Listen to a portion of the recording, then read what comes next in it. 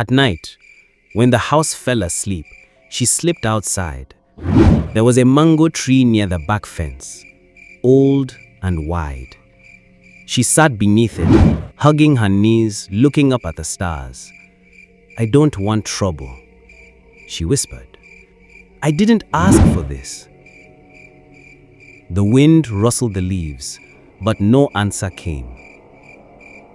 Then one evening, she saw something. A cloth bundle, tied gently, sitting by the tree. Inside, yam, dry fish, warm, as if just cooked. There was no note. She looked around. No one.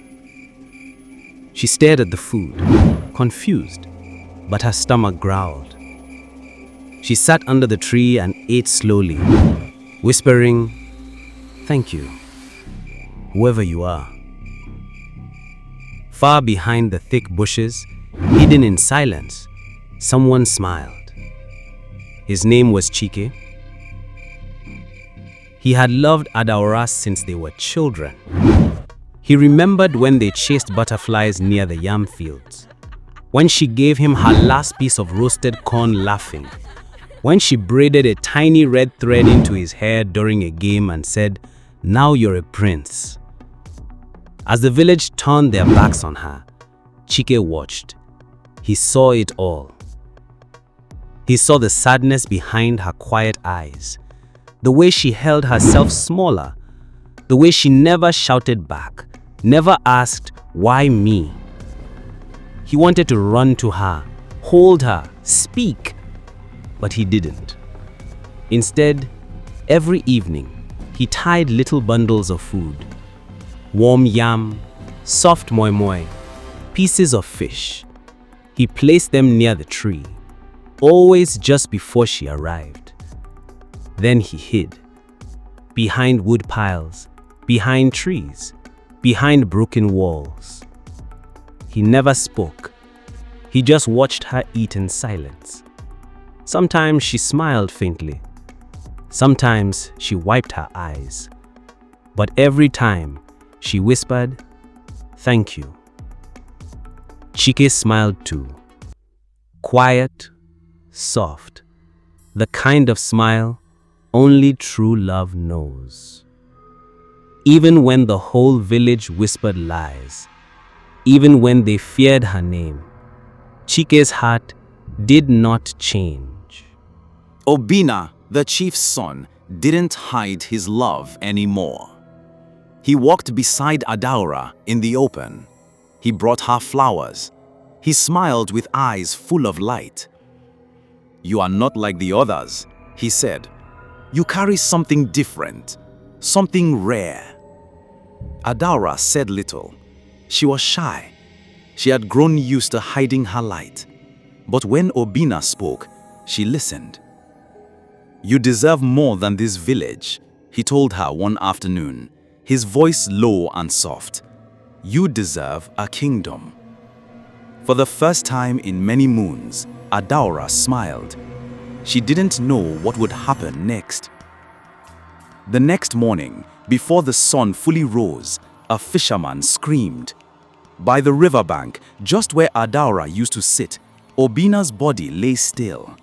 His eyes were open, his hands cold. The water around him was calm. The village exploded. They shouted, they wept, they wailed. "He's dead! Who did this?" Then came the whispers. "It's her. It's Adaora. She's cursed. She killed him with beauty. She's not human. She's a spirit." The fear spread like fire. Mothers clutched their children. Elders shook their heads. Men tied charms on their waists.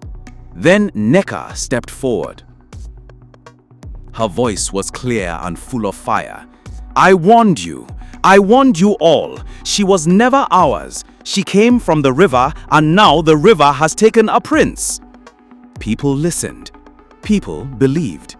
"She's a danger to us. She must return where she came from."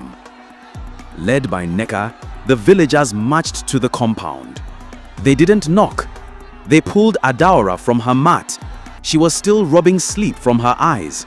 She cried, "What is happening? What did I do?" They didn't answer. They tied her hands. They dragged her down the path, the one that led to the river. Ngozi stood by the door. She didn't move. She didn't speak. Adaora's eyes searched for her sister's face. "Please," she begged, "tell them I didn't do anything." But Ngozi said nothing. Her mouth stayed closed, her eyes full of smoke. At the riverbank, the crowd circled Adaora. Nneka pointed to the water. "Return her!" she shouted. "Let the river take back what it gave." Adaora cried, "I didn't do anything." Her feet touched the wet sand. The rope around her wrists shook. "Please, I didn't hurt anyone." But the people didn't hear her. They saw only fear. They saw only the boy who died. They saw only what they wanted. And then someone pushed her. She stumbled, fell. Her body hit the water. There was a splash, then silence. The river closed over her like a mouth. Adaora disappeared beneath the waves. Gone. No one moved. Even the birds went quiet. For a moment, it was like the wind itself held its breath. Then, a child in the crowd whispered, "Where did she go?" The news spread fast. Adaora is gone. She sank beneath the water. The river took her. When Chike heard, he dropped the firewood he was carrying. His heart pounded. He didn't ask questions. He didn't stop to think. He just ran. Through the trees, past the mango tree, past the path where he used to smile. He reached the riverbank. The crowd was gone, only silence remained. The water was calm again, like it had never seen a thing. Chike took a deep breath and jumped in. The water wrapped around him like a curtain. It pulled him down deeper and deeper. The cold turned warm. The darkness began to glow. Light danced below him like stars floating in water. Then he landed, but not on the riverbed. He stood on soft ground. There was no mud, no rocks, only golden sand beneath his feet and blue light all around. He looked up and gasped. Adaora stood there. She was barefoot, her wrapper floating gently in the water around her. Her hair moved like seagrass. Her eyes were wide, full of questions. "Chike, where are we?" He ran to her and held her hands. "I came to find you. They said you were gone." Before she could answer, the water shimmered. A soft hum filled the space. From the far end of the glowing world, a figure appeared. The River Queen. Her gown flowed like waterfalls. Her eyes were deep like oceans. Around her head, pearls floated like moons. She looked at Chike, then at Adaora. Her voice was slow and powerful, like thunder that whispers. "She is mine." Chike froze. "I sent her to your world, a gift, a light. But your people, they feared what they did not understand. They turned against her." Chike's throat tightened. His hands held Adaora tighter. The queen's eyes softened. "But you," she said to him, "you loved her purely, from far, without asking for anything. You gave without taking. You saw her when others turned away." Chike lowered his head. Tears rolled down his face. "I couldn't protect her. I should have done more." Adaora looked at him with wide, quiet eyes. The queen stepped closer. "The truth must rise, and only love can carry it." Then slowly, she raised her hand. Light swirled around them like a wind made of stars. Chike and Adaora stood in the center, hand in hand, and the river listened. The 30th night came softly. "Your part is not finished." She placed a gentle hand on his chest, and then he heard it. Faint voices calling his name. "Chike! Chike!" His body felt heavy. The world spun. Adaora faded. The light vanished. Suddenly, he gasped. Water poured from his mouth. He blinked into daylight. Rough hands were pressing on his chest. He was lying on the riverbank, soaked, shaking, surrounded by villagers. "He's back! He's alive!" But Chike didn't speak. His lips trembled. He couldn't remember. The glowing world, Adaora's face, the queen's voice, all of it floated just out of reach, like a dream that melted when morning came. He sat up slowly. Everything felt distant. That night, he didn't sleep well. He tossed and turned on his mat, flashes of water and light flickering behind his eyelids. Then he saw her. In the middle of an empty field stood an old woman, her back straight, her hands strong. She held out her palm. In it, a single brown seed. "Plant it," she said softly. "Not outside. Keep it close. Water it each day." "And why?" Chike asked. "In 30 days, truth will rise." She disappeared. He woke up, heart pounding. Just a dream? Chike sat up slowly. The night air was still and cool. A bird cried softly in the trees. He looked around. The mat beneath him felt real. His shirt was damp from river water. His hands were shaking just a little. He exhaled deeply. "A dream," he whispered, rubbing his eyes. "Just a strange dream." But something felt off, like something followed him out of sleep. His hand drifted to his pocket, slowly, without thinking, and then he stopped.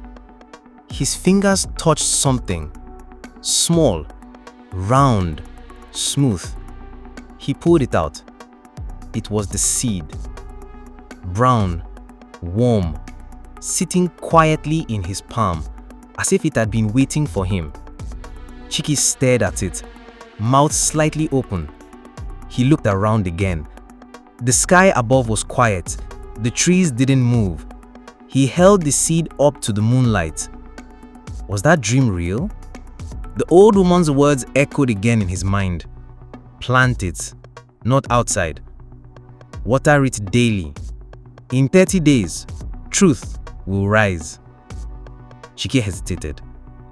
He turned the seed over in his fingers. It looked ordinary. Just a seed. It didn't glow. It didn't speak.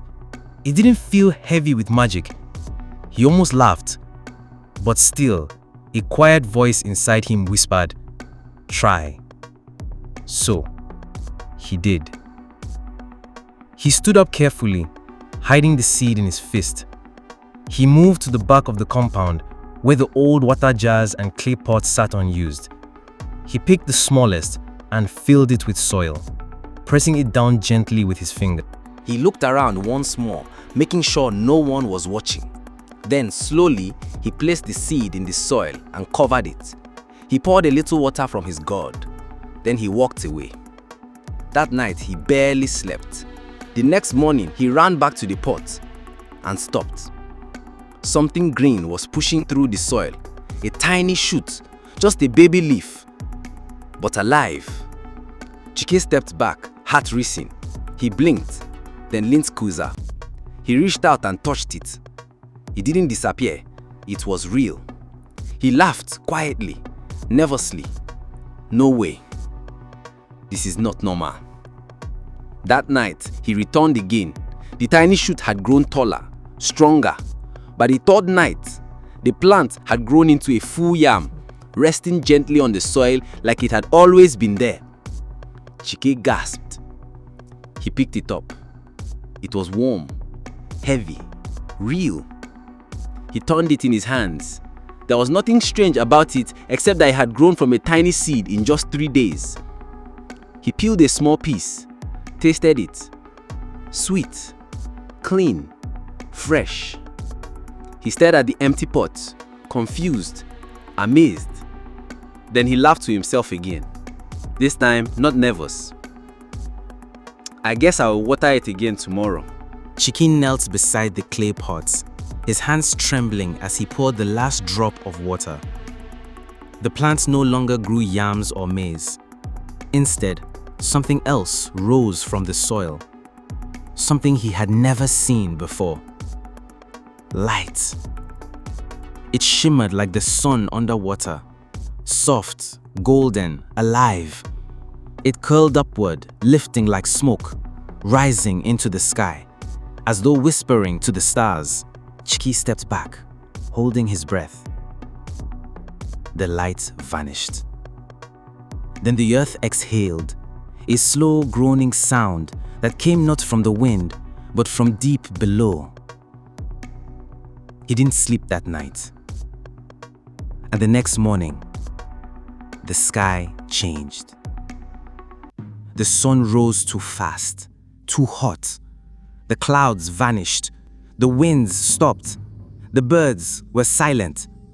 And the river, the same river that had always sung beside the village, was gone. Its body dried into cracks. Its voice became dust. People ran to the riverbed in disbelief. Some fell to their knees, others shouted, but no answer came. Then the land followed. The yam vines curled into brown ropes. The cassava turned brittle. The green fields faded into gray. The chickens stopped laying. The goats cried through the night. Trees dropped their leaves like tears. No one had seen a sky so dry, not even the elders. Children asked for water, but the jars were empty. Mothers scraped the inside of old pots, hoping for just one more spoon of food. Even the rich traders, who once wore gold chains and heavy robes, stood in line with bowls in their hands. But gold had become useless.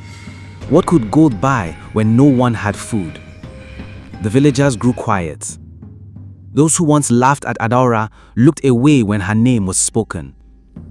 Those who whispered cruel things began to whisper to the heavens instead. But the heavens said nothing.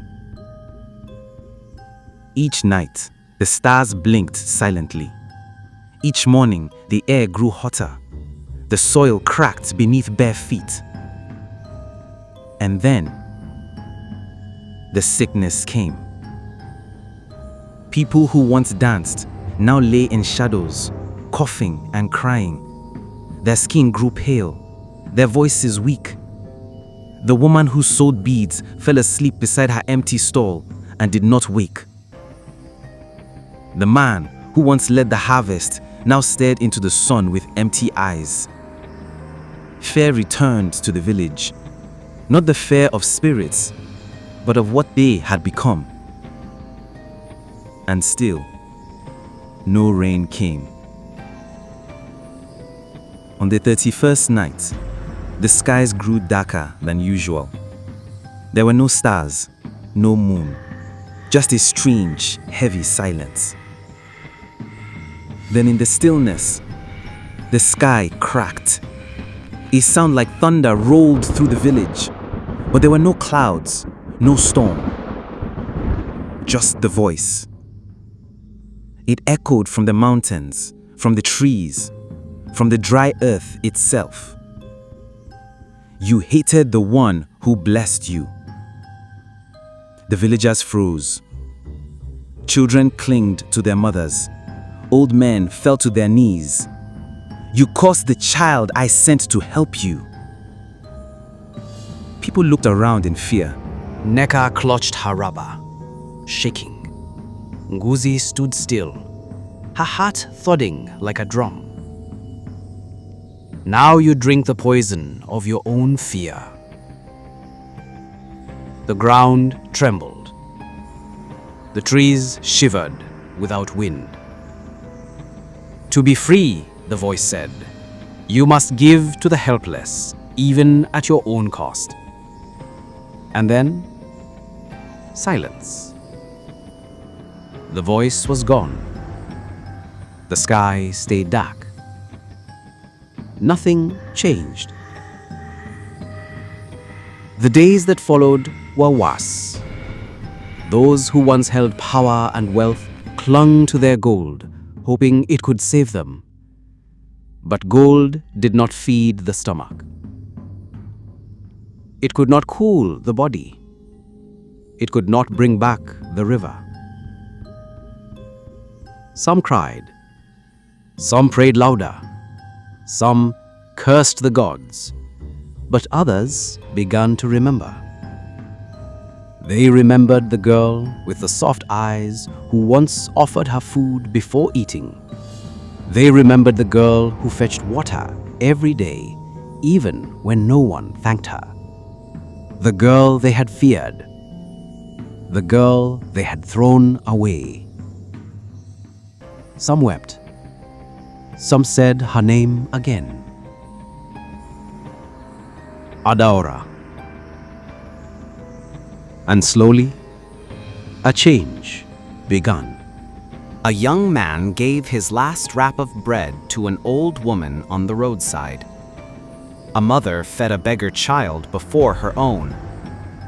People began sharing, not because they had much, but because they had hearts. But still, no rain came. Then one day, on the hottest morning yet, a woman walked slowly through the village. She carried her last cup of water. Her lips were dry. Her skin was tired, but her eyes were steady. At the edge of the path, she saw a small boy, barely breathing. His tongue stuck to the roof of his mouth. His body was burning. The woman looked at her cup, then at the child. She knelt beside him, and without a word, she tilted the cup and let him drink. He sipped, then coughed, then closed his eyes in sleep. The cup was empty. The woman smiled. Then, a drop. One single drop of rain touched her shoulder. She looked up. Another fell on her cheek. Then another. Then the sky cracked again, not with a voice, but with rain. Real rain. Pouring rain. The kind that danced on rooftops and splashed into empty pots. The kind that made the trees stretch. The kind that soaked the earth in forgiveness. The villagers ran out, laughing and crying. They held their faces to the sky. They scooped water with their hands. They bathed in joy. Children sang again. The river returned. Green returned. Hope returned. And behind Chike's house, in the old clay pot where he had planted the seed, the soil split open. A single golden flower bloomed. Its petals glowed with light, and its stem whispered in the wind, "The truth has risen." Before we continue, if you've been holding your breath like I was, go ahead and like the video. And if you want to know how this ends, subscribe, because the next twist is coming. The rain had come. The river flowed, but peace did not return to all. One evening, as the villagers gathered near the old fire circle, rebuilding what had been lost, Neka stood alone beneath the mango tree, her hands clasped tightly, her face worn from memory. Then, she stepped forward. Eyes turned to her, some in confusion, some in dread. She stood before them, The same woman who once led the chants against Adaora. The same one who said she will take everything. Her voice cracked. I have something to confess. Whispers rippled through the crowd. Nneka looked older than ever, like the truth had been weighing her bones for years. Her voice was low. It wasn't Adaora who cursed the village. She paused, her throat tightened. It was me. The world went still. Children leaned into their mothers. Ngozi's breath caught. Even the river seemed to quiet. I was the one who lit the fire. She looked down at her hands. She wasn't mine. But somehow, people looked at her more. They asked how she was doing. They gave her fruit. They praised her songs. They told me she shines like river light. She swallowed hard. I wanted Ngozi to shine. She was mine, my blood, my dream. But Adaora was becoming the village's light. Tears welled in her eyes. I began to fear her. Her voice trembled. So I went to the oracle. Gasps. She continued, each word heavier than the last. I wore a black veil. I brought palm oil and goat hair. I knelt and I said, her voice dropped to a whisper, let her dim. Let her stop growing. Let her beauty bring her pain. I didn't ask for death. I didn't ask for ruin. I just wanted her to fade. But the oracle said, such a light cannot dim without taking the whole sky. I didn't understand. She closed her eyes. But then, people who touched her began to fall. Friends turned away. Whispers grew. My own daughter began to look at her with fear. And I stayed silent. I watched her cry. I watched her shrink. And even then, I let the lie grow. Her knees gave way. She fell to the ground. I am the poison, not her. I am the curse. I cursed the blessing we were all given.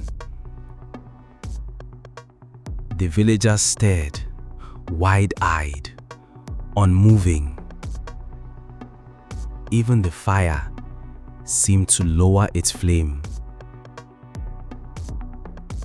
In the crowd, Ngozi wept silently. And above them all, the river began to ripple once. More, as if something ancient had been disturbed.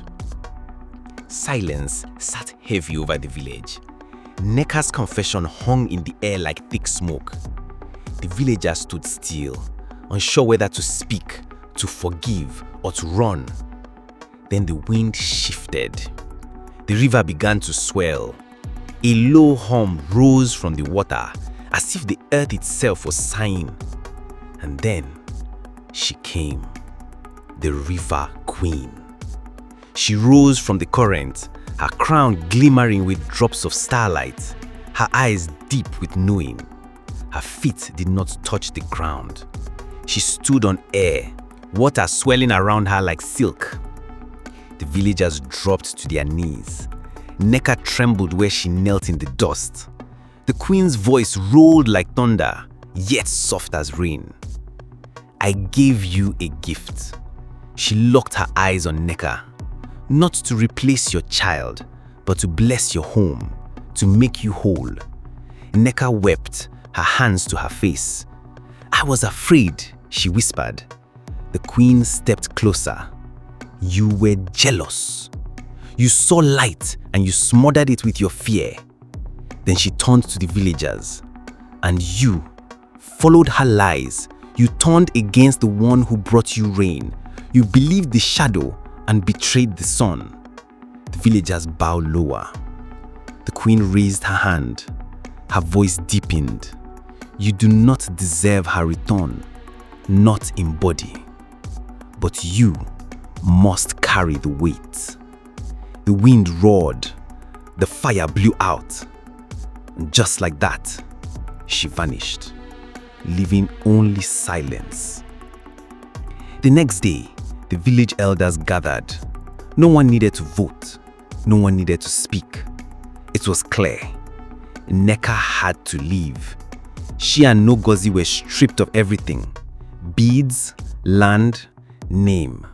They were led to the edge of the village with nothing but their wrappers and a clay pot of water. No one cried for them. No one waved goodbye.